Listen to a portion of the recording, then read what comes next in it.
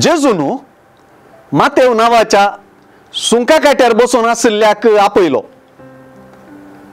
उपरांत ताचे सांगाता जेवणार आसल्या ह्या मातेवा सांगाता हेर जायते सुंकागार आणि पातकी येऊन जेवणार बसले. एका सुंकागाराक आपणाशी ओढून वडयेक तांचो पंगडच आपणाशी जेजून ओढलो म्हळ्यार चूक जावची ना. तुमचो मेस्त्री सुंकागारा आणि पातक्यां सांगाता काता जेवता कित्याक म्हणलें. जेजूच्या शिसांक फारिजेवांचे सवाल जेजून केल्ले करण्याचे महान करण्याचे विश्लेषण करतात.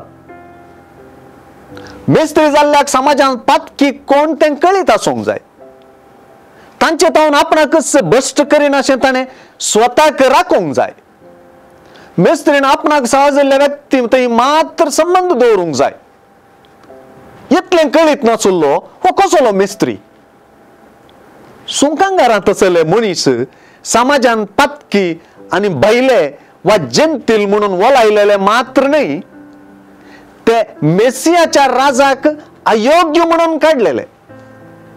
जेजू असल्या एका सुंकागाराक मातेवाक आपलो पाटलाव करूंक आपोवन आणि ताचे संगी जेवणाक बसून तवळच्या फारिजेवी चिंतपाक विरोध जावन असली मेसियाच्या राजाक योग्य म्हूण परगडता.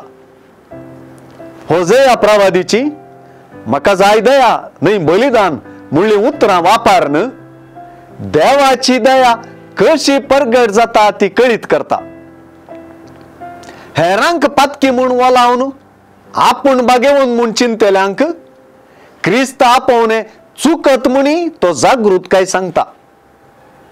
मातेव मात्र आपले सुवार्थेंत आपल्याच आपोवण्याची गजाल बरोवन आपणाक देवाची दया लाभल्या ते स्पष्ट करता.